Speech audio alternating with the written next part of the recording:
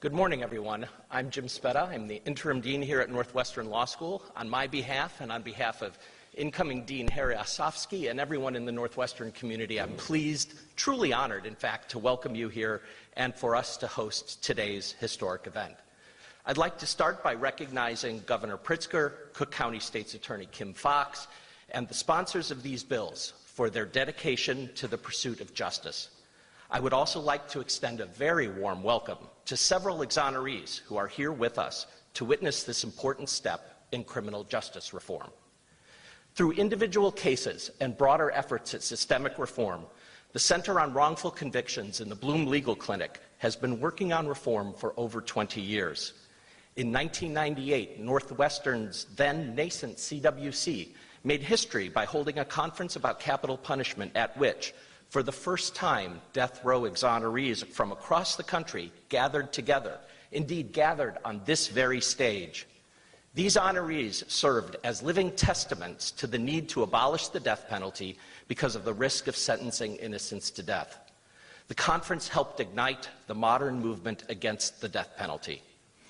Then, in 2003, just down the hall here at Northwestern, Governor George Ryan announced a moratorium on executions. His decision was based on the CWC's work exonerating more than 20 individuals from Illinois' death row. And the moratorium ultimately led to the abolition of the death penalty in Illinois in 2011. Yet again, the CWC has helped our state take another meaningful step in the fight for criminal justice reform. One of the bills Governor Pritzker will be signing shortly bans deception during the interrogation of minors. For over 2 years, CWC co-director Laura Nyrider worked tirelessly alongside the bill's original sponsors, State Senator Robert Peters and State Senator Justin Slaughter, to champion this bill and to shepherd it through the legislative process. Each day, attorneys in the CWC and the Bloom Legal Clinic, just like Laura, use their power as lawyers to protect the powerless. They are true models for us here at Northwestern, for the students and for our community. We are also joined by CWC client Terrell Swift, who was himself exonerated after a false confession as a juvenile. Terrell testified at the legislative hearings, sharing his story and helping to make this day a reality. The 4 bills being signed today represent milestones in criminal justice reform, and I would like to express my profound gratitude to the many, many individuals who made this possible, including State Senator Peters, State Representative Slaughter, Laura Nyrider, and Terrell Swift. I am very proud that Northwestern Law is a partner in this work. I thank you all for being here. And now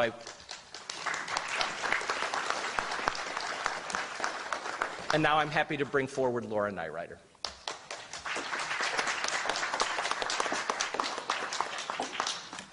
Good morning, everyone. Thank you so much for coming and joining us today. I'm joined at the podium today by Rebecca Brown, who is the Policy Director at the National Innocence Project, as well as Lauren Caseberg, who is the Legal Director at the Illinois Innocence Project. Today's historic achievement has been made possible due in large part to their expertise and advocacy. Today, Illinois becomes the first state in United States history to enact into law a measure that prohibits police from lying to children during interrogations. It is fitting.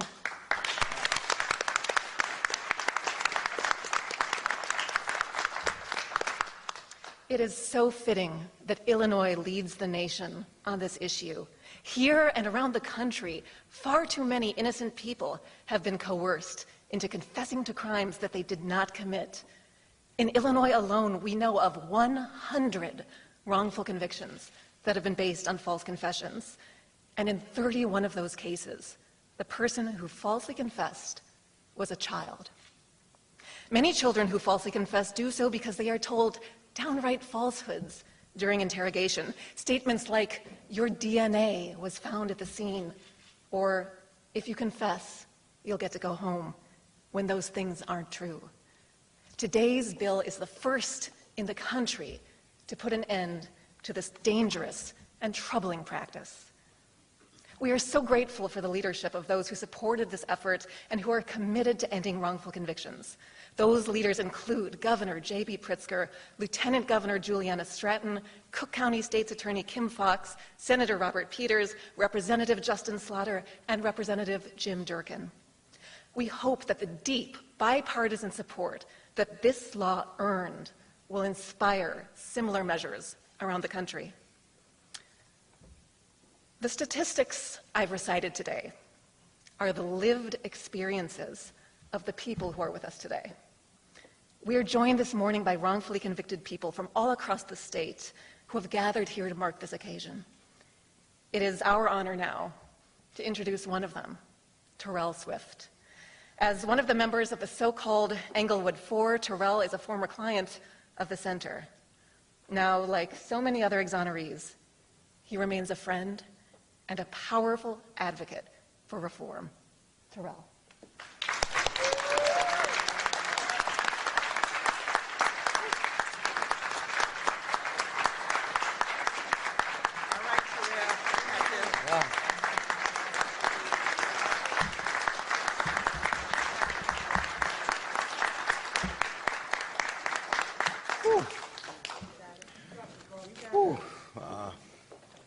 Thank you guys for coming.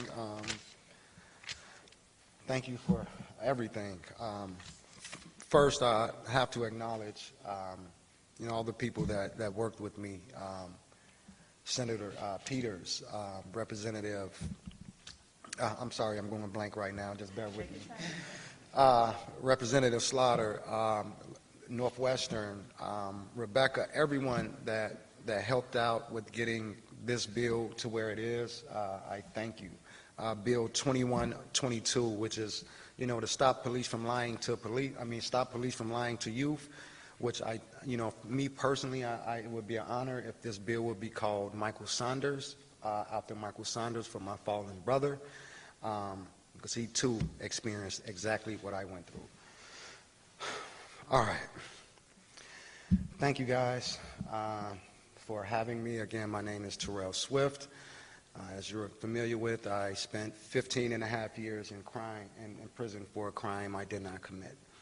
I was 17 years of age when I was, the Chicago Police Department was looking for me, asking me, saying that I was hiding someone, initially saying that I was hiding someone. I wasn't hiding anyone, so I called the police to find out what was going on. Called the police, sat at a location and told them where I was. The police came there, laid photographs on the table and asked me, did I know any of the gentlemen? I didn't know any of the gentlemen. They asked me if I would be willing to come to the police department. I didn't have an issue with that. I didn't do anything wrong, so I didn't think that would be an issue. The police subsequently told my father and uncle that they would take me to the police department on 35th and Low, but they put me in the car and shot me to the police department on 51st and Wentworth. The first lie, which is why this bill is so important. Then when I get there, I get hit with a series of lies. I raped and murdered someone who I did not even know. I'm accused of raping and murdering someone with people whom I didn't even know. My fallen brother who I spoke of, Michael Saunders, that's my brother now, but back then we were kids. We didn't even know each other, but that's my brother now. I'm sorry, I'm a little stumped. And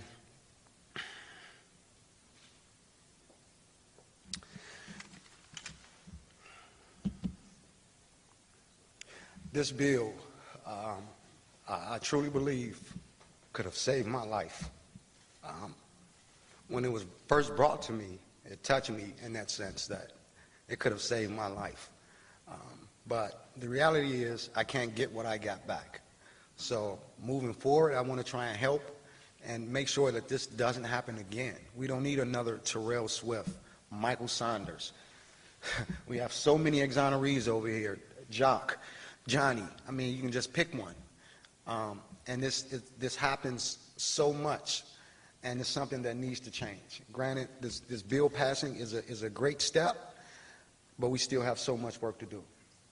We still have so much work to do because there are so many brothers and sisters still there now, wrongfully. And we can all agree that one day in prison wrongfully is too long. With that being said, it gives me great honor and pleasure to introduce the governor of this great state, Governor J.B. Pritzker. Thank you.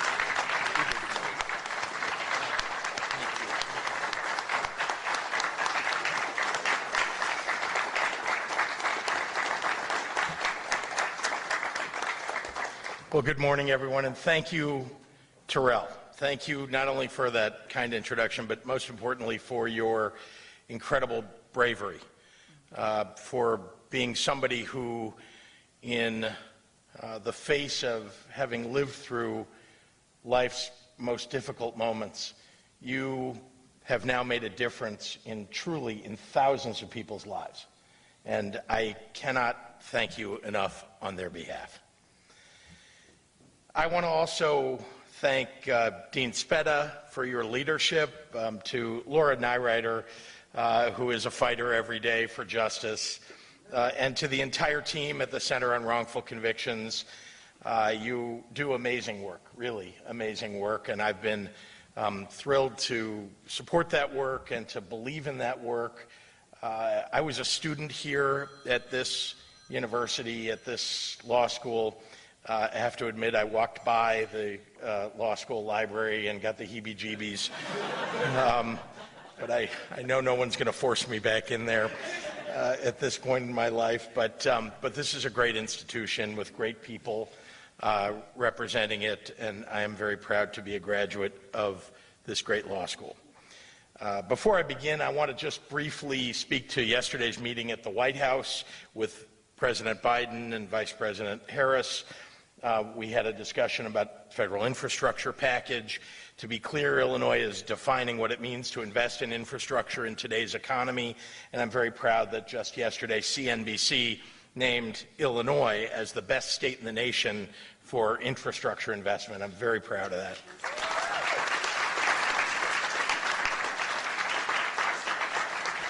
And so just briefly, and I will move on to the topic of the day, but I wanted to make sure and address this for members of the press, that through the bipartisan Rebuild Illinois Capital Plan, we're investing $45 million, $45 billion into the greatest foundations for a strong economy, something that'll create jobs for everybody. That's roads and bridges, waterways and airports, community colleges and universities, a stable early childhood infrastructure, something extraordinarily important to me personally, more access to better health care for everyone, confronting climate change, and bringing high-speed broadband to every corner, every block, every corner of this state. 21st century infrastructure package must address 21st century challenges. We're doing that here in the state of Illinois, and that's exactly what the President is working to pass at the federal level. It will be an enormous assistance to all of us.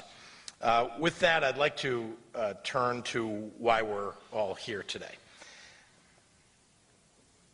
This is a moment when we get to mark truly one of the most joyous and important accomplishments for a fair and safe criminal justice system, and something that should make people all across the state proud.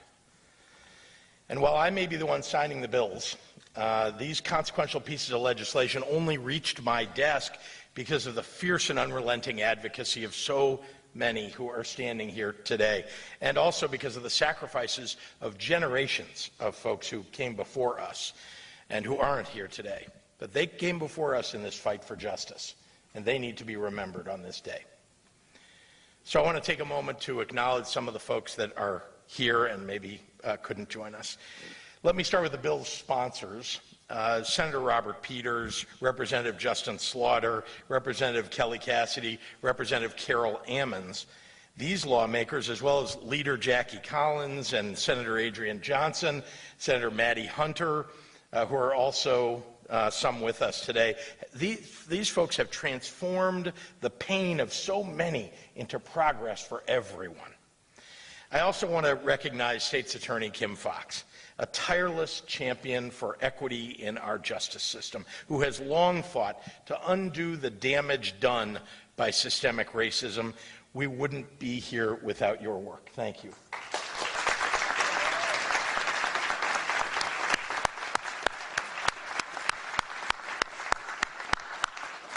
And of course, my partner in governance and a lifelong advocate for restorative justice, someone who's fought for criminal justice reform for her entire career in public life, and that's Lieutenant Governor Juliana Stratton.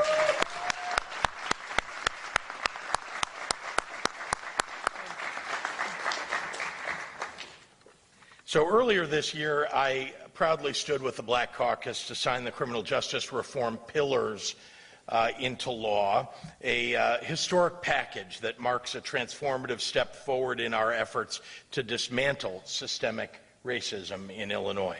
Our work is not done, but it was an enormous step forward. In that same spirit, the 4 bills that I am signing today advance the rights of some of our most vulnerable in our justice system, and they put Illinois at the forefront of the work to bring true reform. As of today, Illinois is the first state in the nation, it was mentioned earlier, the first state in the nation to bar law enforcement from using deceptive tactics when interrogating minors.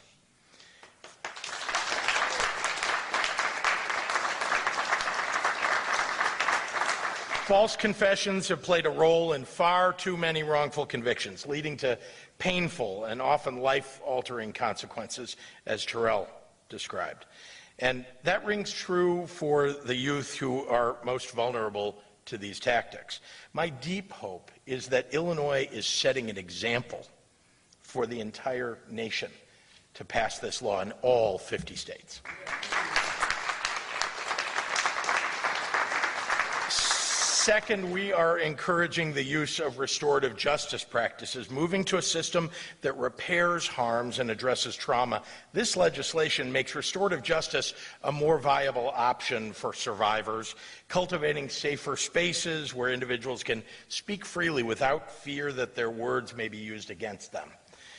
Next, we're addressing mass incarceration, allowing states' attorneys to petition courts to reduce sentences in worthy circumstances. This bill allows prosecutors to consider factors including prison disciplinary records, proof of rehabilitation, and being a reduced risk to society due to age or health. And to ensure that we continue to address mass incarceration and overly punitive sentences, the final bill this morning creates a resentencing task force, bringing experts and stakeholders together to make recommendations about addressing sentences that we would all say, in hindsight, were too harsh.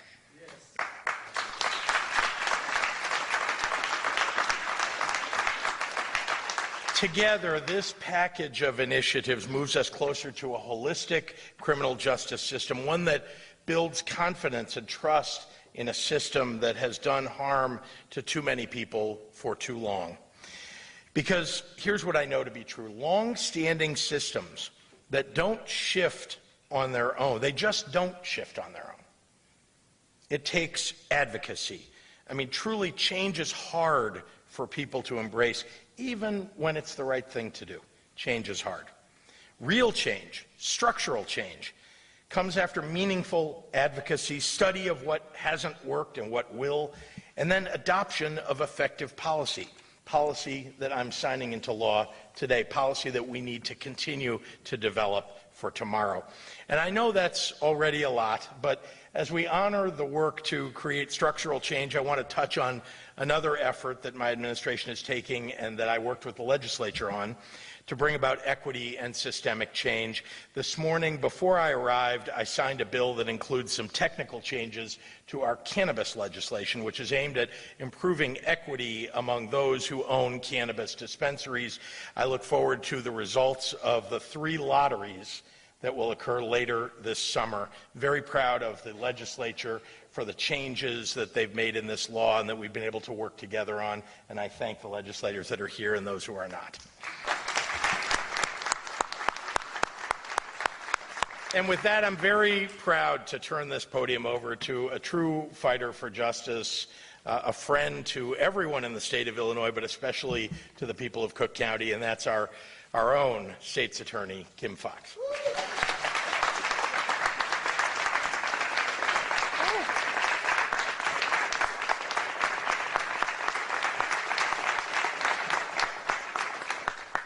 Thank you, Governor, and thank you, Northwestern and the Center for Wrongful Convictions, for having us here today. I want to thank our sponsors for the package of legislation that's being signed today. And I want to thank the men and women who have been impacted by a history in this county, in this state, in this country of wrongful convictions, who have, as the governor said, turned their pain into purpose on behalf of others.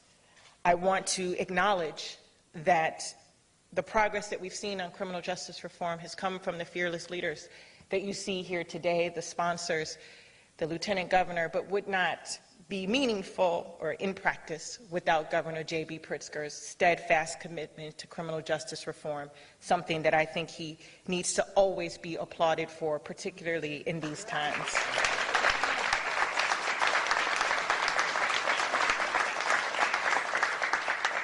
I try not to get choked up, and I normally don't have notes. Everybody makes fun of me. But this is such a historic day, and the impact and implications for what this means, not just for Illinois, but what it will mean for the rest of the country, is a reason for us to take pause. I also, before I offer my closing remarks, want to thank my team. People say all the time, what is it the prosecutor's business caring about wrongful convictions? I'm questioned, surprisingly, quite regularly, about my adherence to the Constitution of the United States. That somehow the belief in justice, fairness, and equity should only be considered by defense attorneys and not prosecutors. We're here today because these men and women who have been impacted by this system were impacted not by an anonymous system, but by actors, including prosecutors.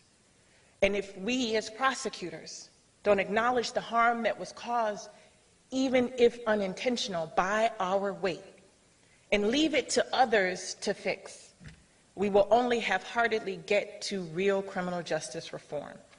And so it is, with its complications, being a prosecutor taking on these issues. But I could not do it without the incredible team in our office who does this work, often when it is not understood, even internally. So to Michelle Mbecchiani, Ari Jones, Nancy Aducci, for the work that they have done in transforming how prosecutors see themselves as agents of change, I thank you wholeheartedly. This work is incredibly important. You've heard Terrell's words. And in the memory of Michael Saunders, who I had the opportunity to meet 5 years ago, who said when I was running, "Are you going to see us? Do you recognize what has happened to us?" And I promised him then that I would. The work that we're doing, not just on the deceptive practices, but also looking at revisiting sentences, recognizing the harm that mass incarceration has done, not just to the individuals, but to communities and to society as a whole, allows for us, prosecutors, to go back and look with a new lens, to say we must start afresh. That laws where people were convicted and sent to prison for decades, or they wouldn't spend that much time today. We can't just fold our hands and say, oh, well, that's what it was. What this bill does today, it says what it can be and who we should be, that we ought not be trapped by bad policies of the past at a time where we didn't have as much fearless leadership as we have now. And lastly, all of this criminal justice reform package that you have seen today in the history of this governor's administration is about public safety. This is about public safety. Trust and legitimacy in our criminal justice system is how we get people who would be reluctant to engage with us to engage. When we convict the right people by not using tactics to lie to children, the actual person who committed the harm goes free. This is about public safety. You cannot have public safety without justice reform. You cannot have credibility in our systems without acknowledging the harm, forging a path to do better, and doing the work. This puts words into action, and we are fortunate here in Illinois to have such great actors heading our state legislature in our state. And with that, I want to call one of those most fearless advocates, and Senator Robert Peters, who has hit the ground running since he came to Springfield, unapologetic and unafraid to take on systems that for too long had been tinkered around the edges, and he's just here to blow stuff up. Ladies and gentlemen, Robert Peters.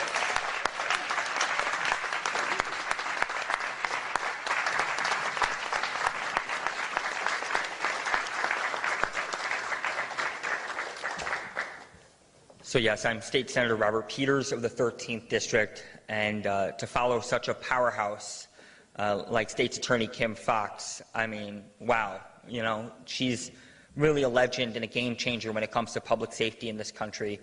And I'll just say, more people need to realize that she's at the forefront of making our community safer and better and stronger. I want to thank Governor Pritzker, Lieutenant Governor Juliana Stratton, House sponsors, Representatives Justin Slaughter, Kelly Cassidy, and Carol Ammons. But I want to especially thank the tireless organizers and advocates who made all of this happen. The exonerees, the Wrongful Conviction Center, the Innocence Project, who understand that there cannot be justice if those in power are allowed to deceive. And the organizations leading to expand restorative justice, like JJI, CASE, Chief Judge Evans, the Catholic Lawyers Guild, who understand that creating more harm doesn't solve for harm. We have seen the dangers of the failures of tough-on-crime policies. We see it in the faces of the exonerated. We see it in the faces of survivors. We see it on our televisions. We see systemic failures over and over again.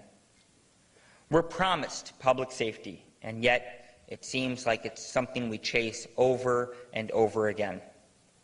Chicago sports teams have better draft records than tough-on-crime policies have providing us safety.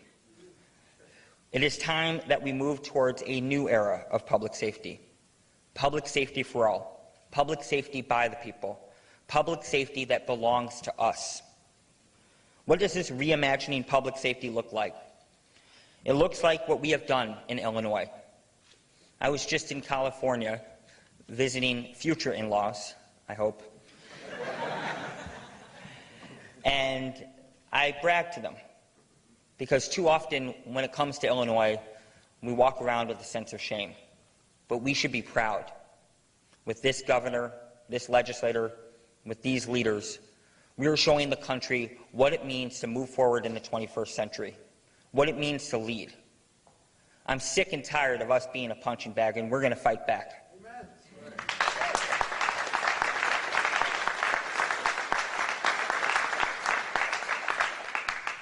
I remember standing at the podium at the signing of the Safety Act and said that this is just the beginning, that more work is needed. We are doing that work. We're ending the practice of lying to kids during interrogations, beginning the long journey to end the infamy of the false confession capital of the world. We must not waste the potential of our fellow neighbors by locking them up and throwing away the key. We must not look at the pain of exonerees as one-off stories, but as an example of a system that is both seemingly contradictorily broken and functioning as it has been designed. We must get to the point where your experience in prison isn't a barrier to living your life. We must build a public safety system that is designed to unlock our potential, lift us up, and provide for us. For over 40 years, we have watched as the failed tough-on-crime has said that they speak for victims or survivors, promising to stop and heal the pain. These promises have never been kept. Instead of making survivors whole, these promises have left everyone broken. Restorative justice practices allow another outlet. They allow a space for survivors and those who might have caused harm to seek justice in a manner built on consent and trust. It is not going to be perfect, but come on, neither is the current system. I've been disappointed.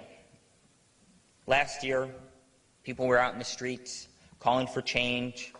They had yard signs, they had buttons, and here we are in 2021.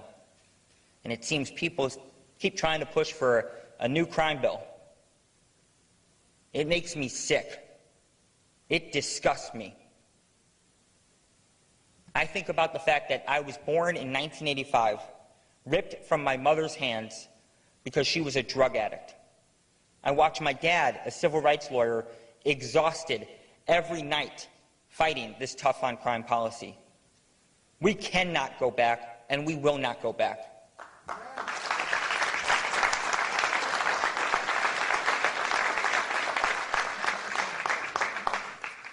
We cannot give in to the calls of fear. Everyone loves to quote FDR. And there's a famous quote, "There's nothing to fear but fear itself." If we operate from fear, we give in to fear, we're going to make things worse, we're going to make people hurt, we're not going to lift up our communities. Again, there is nothing to fear but fear itself. So, public safety will not come until it is by and for the people. It is all of us, every zip code in Illinois. No more Chicago versus downstate. Whether you're in Carbondale, Centerville, Naperville, Chicago, you deserve public safety, and it will come. Because we will come together to build that beautiful world. One where everyone has a roof over their head, a good school, a good job, a sense of neighborly love and community. That is real public safety for all. And today, we make a major step in the right direction. Thank you.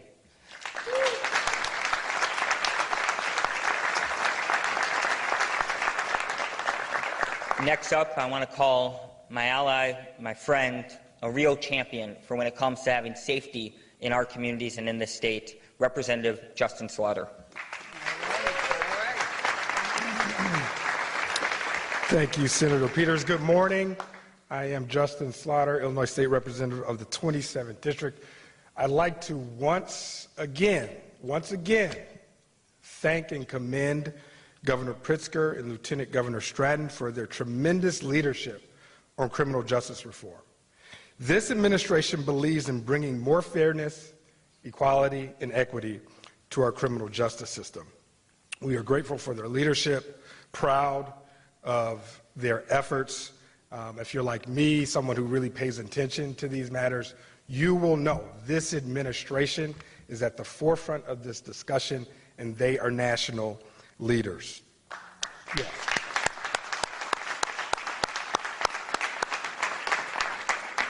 I also want to recognize all of my colleagues from the General Assembly, Senator Peters, Representative Cassie, Representative Ammons, who isn't here but is a House sponsor of one of the bills that we're signing today, Leader Senator Collins, and also Senator Johnson that are here with us today. It's been an opportunity of a lifetime, a blessing to collaborate and work with these great leaders.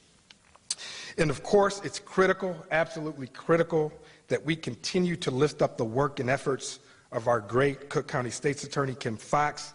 She has undoubtedly been and will continue to be at the forefront of criminal justice reform and really reimagining, I guess that's the word I'll use here, reimagining public policy and our public safety strategies.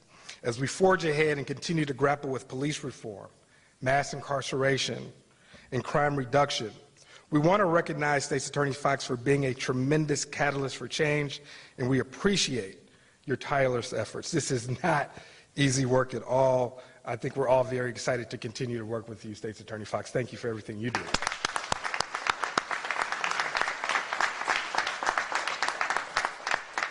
With all that being said, I want to highlight two bills the governor is signing today, HB 3587 and Senate Bill 2122.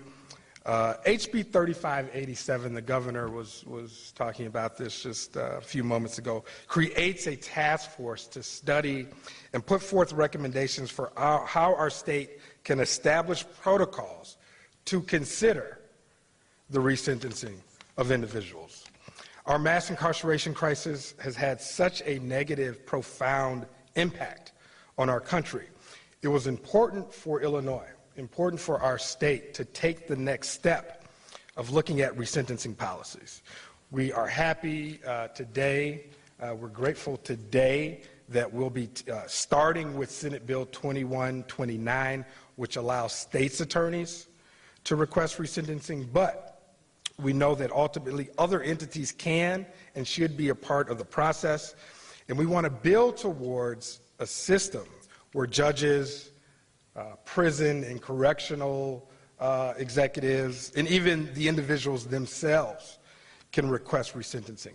And we look forward to the task force doing its work and issuing and providing these critical recommendations. Earlier, I had mentioned that this administration is leading the nation when it comes to criminal justice reform. I've said that before. The governor and lieutenant governor know a great deal of fact-checking sometimes goes into statements when you make these sort of statements. And, oftentimes people do ask, is this true? Are we leading the nation with some of these particular matters with criminal justice reform? We've already said it. Today, with the signing of Senate Bill 2122, we become the first state in the country to ban deceptive practices in the police interrogation of minors. It was so very important for us to do this. Some of you here know this. Our state was really developing a terrible reputation for being the wrongful conviction, false confession capital of the country. But this bill took a very, very unique path through the legislative process.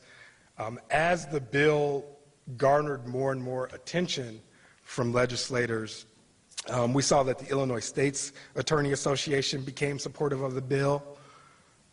We also saw that the Illinois Association of Chiefs of Police became supportive of the bill.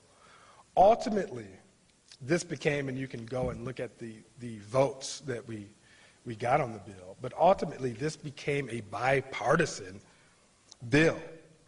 And, what became very, very clear is no matter where you fall on the criminal justice reform spectrum, we all can agree that innocent people should not be serving time in prison.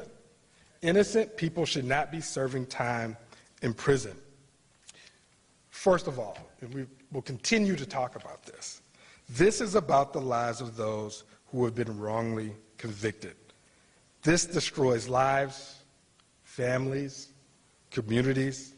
So we really want to lift up the work and the efforts of the exonerees. These are the true heroes when it comes to Senate Bill 2122.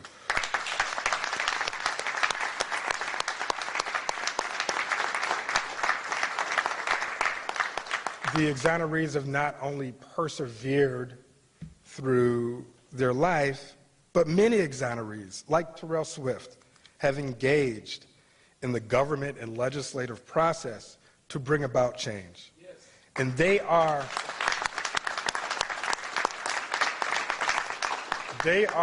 the human faces, the human lives that are the cornerstone of this effort today. As the House sponsor in presenting the bill, I was somewhat reluctant to bring up some of the other reasons and factors for why we needed to do this bill. I honestly felt like destroying lives was reason enough to do the bill. But I remember I was talking with Attorney Michelle Mbecchiani right here, who works for the Cook County State's Attorney's Office, and we're going back and forth about strategy. She's like, you know what, let's bring up these other factors. So just to highlight some other things. First of all, fiscal responsibility and public safety. Fiscally, this is a double whammy for taxpayers. Taxpayers have been paying millions and millions of dollars for the cost of these settlements. And then secondly, there's the unnecessary cost stemming from incarcerating an individual who's innocent. And then actually a third factor here, this really didn't come up in committee or on the floor, But really, there's a third kind of fiscal impact, mainly absorbed by state's attorneys' offices that need to go back and reopen these cases in an attempt to actually prosecute the actual offender. And speaking about sticking there with the actual offender, shifting to public safety, when the wrong person is incarcerated, the actual offender is still in the community, free to commit further crimes. State's Attorney Fox hit on this. Trust in law enforcement. False confessions diminish the community's trust in law enforcement. As we push forward with police reform, we want and need the community to want to engage and cooperate with law enforcement. All very, very critical factors when you consider the signing of the bill for this today. Now look, I would be remiss if I did not highlight the efforts of the advocacy team that just put so much time and energy and effort into this bill. Rebecca Brown from the National Innocence Project, Laura Nyrider, sitter for wrongful convictions right here at Northwestern Law School, Lauren Caseberg, also right here with the Illinois Justice Project, and Michelle Mbecchiani from the Cook County State's Attorney's Office. This is a very emotional and gratifying day for this team. And Madam State's Attorney Fox, I told Michelle a couple times during the process, as the sponsor, I've never been as prepared as I was for this bill. This team crossed every single T, dotted every single I. Just so honored and proud to work with this advocacy team. Please give them another round of applause.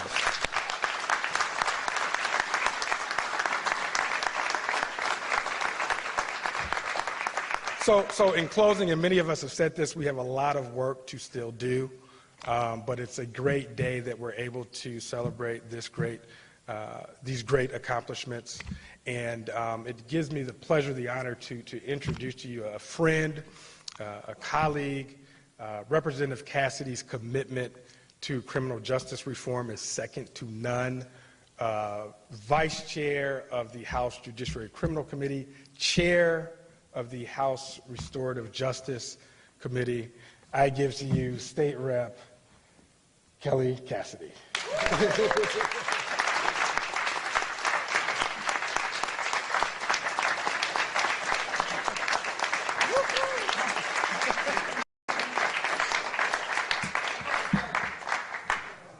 Wow. Thank you. I stand here with this team and think any battle, any bar fight, any day, I'll take any comers with these guys at my back. I am so blessed to get to work at this time, in this space, with these people. I was talking upstairs about the progress we've made and how much further we have to go, and talked about the difference between having some of these conversations 10 years ago, where we were having what I call definitional conversations, getting people to understand even the concepts that we were talking about. And I feel like we as a legislature, as a state, are developing a fluency that will allow us to get this right and to move forward and to complete the work of right-sizing this criminal justice system. Today, as Governor J.B. Pritzker signs these 4 important bills, it's so critical to note that while we've made incredible strides in criminal justice reform, so much remains undone, because we are unraveling the effects of decades and decades and decades of lock them up, pile on the punishment, they're guilty of something, retribution-based policies that got us here in the first place. To my colleagues on the other side of the aisle mostly, complaining of reform fatigue, this is what so many of us in the General Assembly and our constituents who have been so impacted by the endless expansion of punitive policies have felt for a very, very long time. We are tired of the impacts of our wrong-headedness for so many years as we built out this system, and it is the honor of a lifetime to be part of dismantling those harms. Senate Bill 2129 represents a huge step forward in that right-sizing. You know, as we incrementally identify and address opportunities for reform, someone is always left behind. With Senate Bill 2129 in place, we can ensure that there's a tool available to ensure that justice applies to all in our system. I've often talked about, as we looked at even juvenile life without parole when that was coming down and the Supreme Court decision was unclear about retroactivity, I started talking about the Tuesday guy and the Wednesday guy. You know, we make these changes, we change the sentencing structure for a crime, and it goes into effect the day this guy signs it. Somebody got convicted the day before and is serving their sentence under the scheme that we thought was wrong the day before, too. So making this tool available is so important, and it does it in a very precise and surgical way. It preserves and protects the rights of victims while acknowledging the need for that safety valve. I'm grateful to my partners who are here today, Representative Slaughter and Senator Peters, and so many others. I feel like, you know, these 4 bills, all carried by Senator Peters, the workhorse of our reform efforts this year. We should call this Robert Peters Day.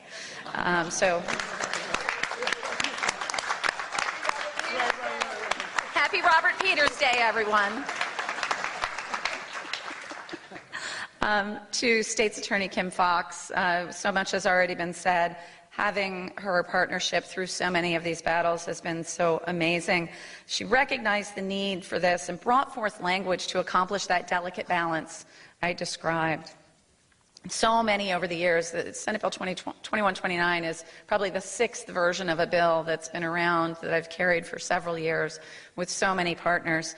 And today I want to ask that we all send up prayers for my original partner in this bill. Matt Jones of the State's Attorneys Association isn't here today because he's fighting a very aggressive form of brain cancer. And I just want to ask that we all send up prayers for him and his family and for healing and for peace for them.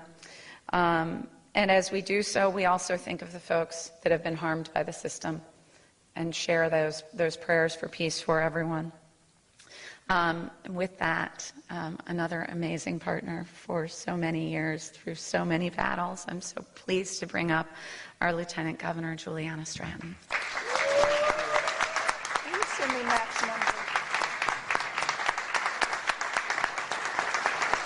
Good morning, everyone. And thank you so much for that warm reception. I'm the one that stands between the bill signing, so I'm going to get right to it, but I want to thank my friend and former colleague and Justice League sister, Representative Kelly Cassidy, for that introduction and for her incredible leadership. I do want to begin my remarks by pausing just a moment to just say to Brother Terrell, thank you. Thank you for sharing your powerful truth. And I want to acknowledge both the harm that you have experienced as well as the importance of your presence here today at this bill signing, as we collectively work together to repair the harm that has been done to you and to so many others in our state. And of course, I want to thank Governor Pritzker for your tremendous leadership and your work to ensure that our justice system is reflective of our state's values of justice, equity, and opportunity, especially,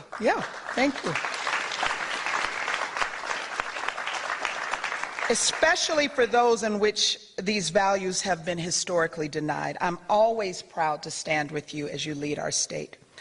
Our distinguished guests and bill sponsors have already been acknowledged, and you've heard from them. So in the interest of time, I'll just simply say to all of you standing with us today, thank you for your consistency, your advocacy, and your vision for a more just Illinois.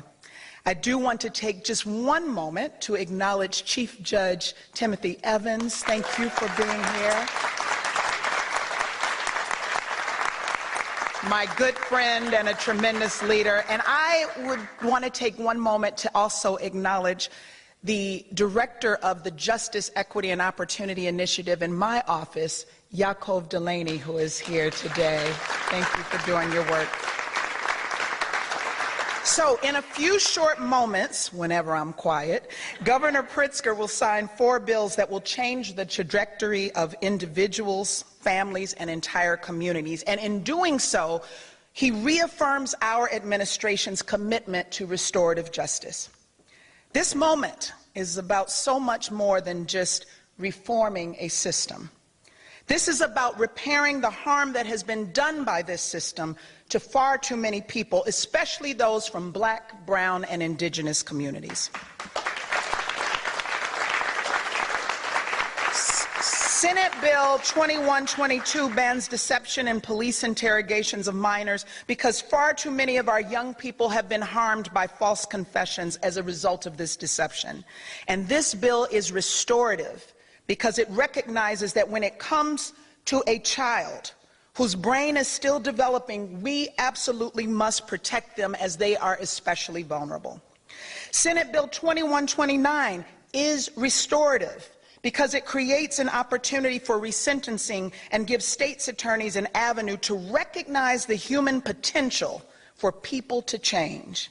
And aren't you grateful that we have states' attorneys like Kim Foxx here in Cook County? House Bill 3587 is restorative because the resentencing task force will develop innovative approaches for looking at a person's history while incarcerated, recognizing the steps they've taken throughout their incarceration and how they are working to achieve their best self, whether through education, employment, or other restorative practices. And finally, Senate Bill 64 is restorative because it allows safe spaces for a person who has caused harm to be open and honest and accept accountability in a way that promotes healing and restoration. As a trained restorative justice practitioner for over 2 decades now, I have dedicated my life to bringing people together to heal, collaborate, and work towards change. We must end mass incarceration and continue to reduce our state's prison population. We must invest in communities and better support those who have been harmed, whether by individuals or by systems. And through it all, we must honor one another's humanity and have a bolder vision about what's possible and what true community safety really means. As you've heard throughout this morning, this is what today is really about. And so with that, I invite Governor Pritzker to come forth and sign these bills into law.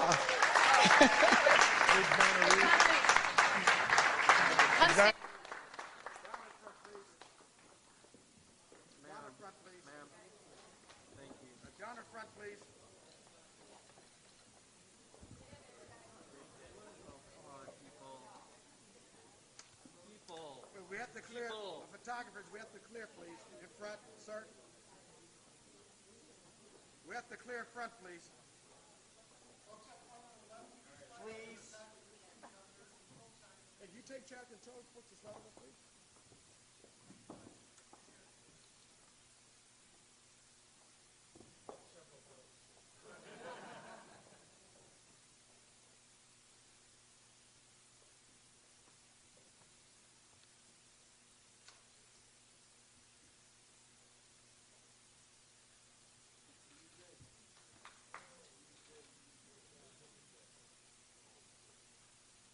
Miss, can you go down in front? Great, thank you.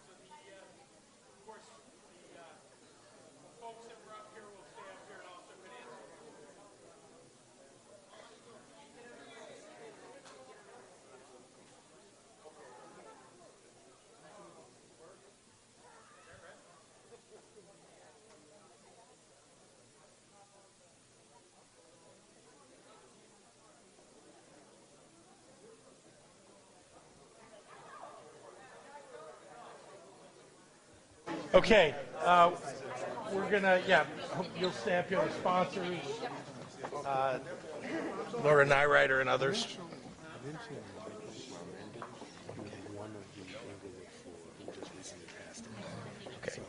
Okay. Well, I'll let you, they're going to ask you. All right. Happy to take any questions from members of the media. I see a few back here. Governor, I actually would like to hear more about gun violence and what's going on in the city, and not just Chicago, but across the state. That's right. And your conversation with the president yesterday. Besides the strike force that is expected any day, what other concrete steps? Because we had 2 mass shootings yesterday. Yes. So let me begin by saying that too many people in this city and across the state have experienced gun violence and have lost someone that they love or had someone injured or they themselves have been injured. And it is incumbent upon elected officials to act to make sure that we are not only addressing it directly in the time period in which these challenges occur, but also ahead of time, to make sure that we're attacking the underlying causes of violence, not just in the city of Chicago, but all across the state, because Chicago's not alone. Rockford, Carbondale, Quincy, Champaign, we have major cities across the state of Illinois that have increased violence, seen increased violence especially during this period of COVID-19. I met with the president yesterday at the White House. We talked about a number of things. I raised the topic of gun violence in Chicago, which obviously is something that's on his mind too. He's had a number of meetings this week on that topic. What I raised to him was I wanted to make sure 2 things: that he knew that the state is fully engaged in fighting the transmission of guns across the border from Indiana, as well as other states surrounding Illinois, all of which have gun laws that are much more lax than those we have here. The straw purchasers, we've got to interdict those straw purchases. And the state of Illinois, through the state police, have been working with the U.S. Attorney, with the ATF, with the Chicago Police Department in that endeavor. But I also wanted him to know that we need, as I may ask for resources from the federal government for other parts of the state, that he was willing to be of assistance to us, and he is. And he's fully aware and focused on the problem of gun violence. I want to be clear to everybody here because, we live in Illinois and in the city of Chicago, and so we only focus on what's happening here. But this is happening across the nation. COVID-19 has brought on so many new challenges for big cities, for big states, and so there are places all across the country that are having the same challenges, and they're talking to the president as well. But Illinois is a focus for him, and I was very pleased with his response. Governor, on ethics reform, you acknowledged the ethics reform that passed this past session.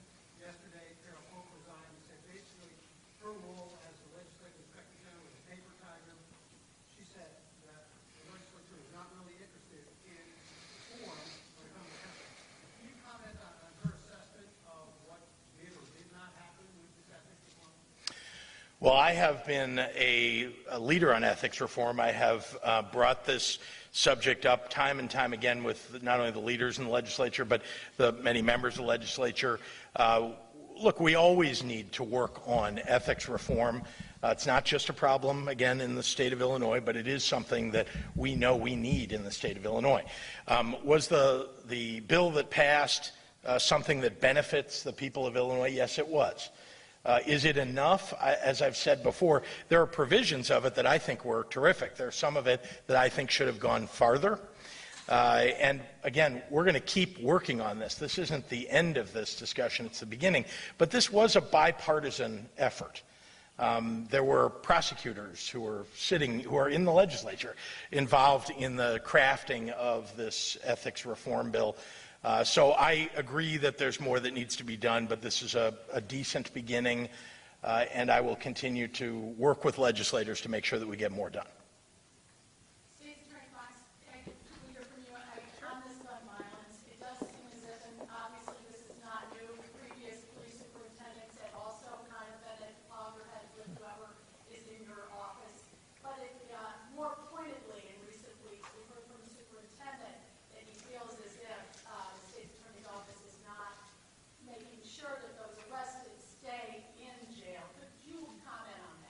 You know, I echo the governor's comment. The violence that we've seen in Cook County has been horrific. And it is, I think, for far too many of us, the political fodder when we see the cry-ons that have children who are dying. It has real impact. I'm not here for political games. We're here to work collectively and collaboratively with our state, local, and federal officials to address the violent crime. What I know is that the men and women of the Cook County State's Attorney's Office are committed to making sure that our communities are safe, that the judiciary that we've been working with on criminal justice reform, particularly bond reform, for 5 years, where we saw a reduction in violent crime after a horrific year in 2016. I often have to remind people in 2016, which I took office in December of 2016, was one of the bloodiest years since 1999. And we instituted bond reform. Chief Judge Evans was brave and bold and innovative in his approach in 2017, and violent crime went down. In 2018, violent crime went down. 2019, violent crime went down. In 2020, the year that we had a pandemic, an economic crisis unlike anything that we've ever seen, we saw violent crime rise, not just here in Chicago, but as the governor said, throughout the state and throughout this country.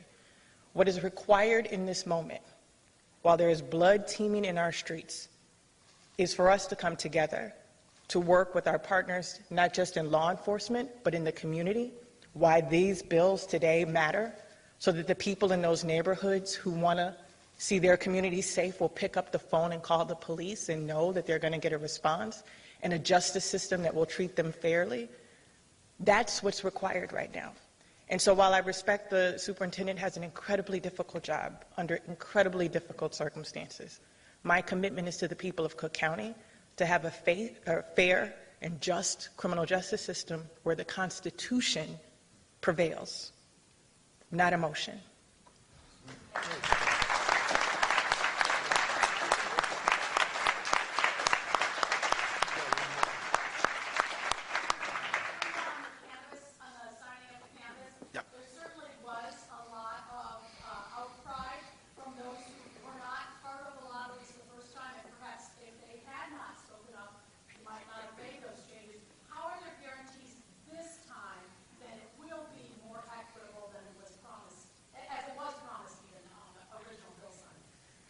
Well, this was I would say, whole of legislature endeavor, as well as a whole of government endeavor to try to make sure that that the challenges that were in the original law that were impossible to overcome, that we now could overcome.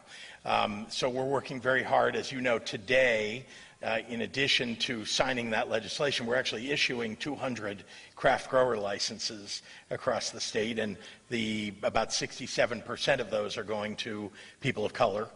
And so there will be people getting into business in the cannabis industry nearly right away, and I'm very pleased about that. But we have those 3 lotteries that are coming up, and you know, as far as I'm concerned, we want to make sure that they go as smoothly as possible. And so we've been working every day since this bill was passed, really, to try to set up the proper lotteries so that we get the results that we're all expecting. Yes.